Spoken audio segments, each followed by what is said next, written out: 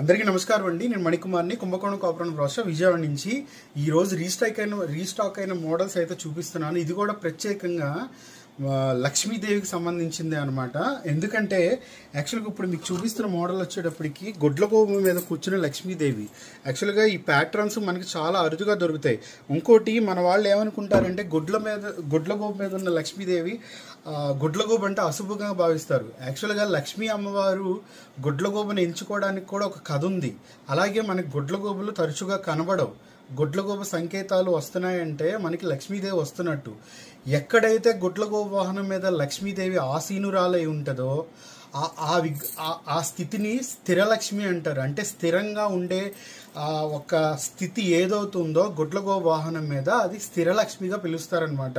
అందుకనే గుడ్లగూబకి అంత ప్రత్యేకత ఉంది. మనం చాలామంది అశుభంగా భావిస్తూ ఉంటారు. గుడ్లగూబ చీకటిలో కూడా వెలుగుని చూడగలదు. తన ఆహారాన్ని తను సంపాదించుకోగలదు.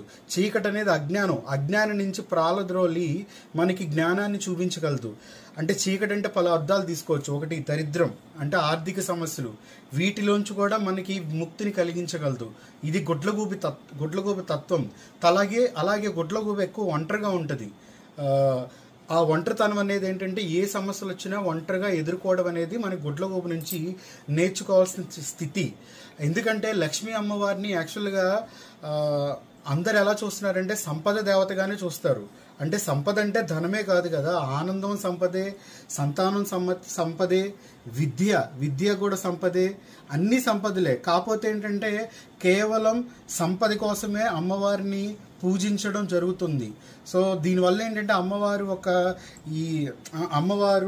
ఈ ఒక్క విషయం మీద దీనికి ఒక కథ కూడా ఉంది. ఈ విషయం మీద అమ్మవారు నన్ను స్వార్థానికి ఉపయోగించుకుంటున్నారు, స్వార్థం కోసమే నన్ను పూజ చేస్తున్నారు, నా మీద ప్రేమతో కాదు భక్తితో కాదు అని చెప్పి అమ్మవారు ఒకానొక టైంలో గుప్తంగా ఉండిపోవటం.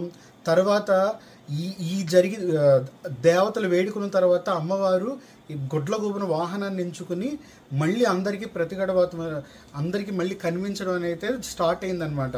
యాక్చువల్గా గుడ్లగూబతో మనకి కనిపించినా కూడా చాలా శుభమే.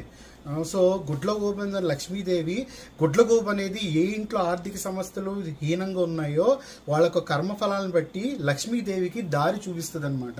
సో ఇది గుడ్లగూబ తత్వం. అందుకనే గుడ్లగూబని లక్ష్మీదేవి అమ్మవారి వాహనంగా ఎంచుకుంది. శ్రీవారితో వెళ్ళేటప్పుడు మాత్రం గరుడ వాహనంతో వెళ్తుంది. అమ్మవారు ఒక్కతే వచ్చేటప్పుడు మాత్రం గుడ్లగూబ వాహనం మీద వస్తుంది. సో అలాగే గుడ్ల మీద కూర్చున్న అమ్మవారు స్థిరలక్ష్మి. అలాగే ఇక్కడ చూడండి కమలంలో గుడ్లగూబతో ఉన్నారు. ఇక్కడ ఒక పక్కన పూర్ణ కలసం, ఇక్కడ గుడ్లగూబ అమ్మవారి యొక్క వాహనం కూడా ఉందన్నమాట. సో ఇది చాలా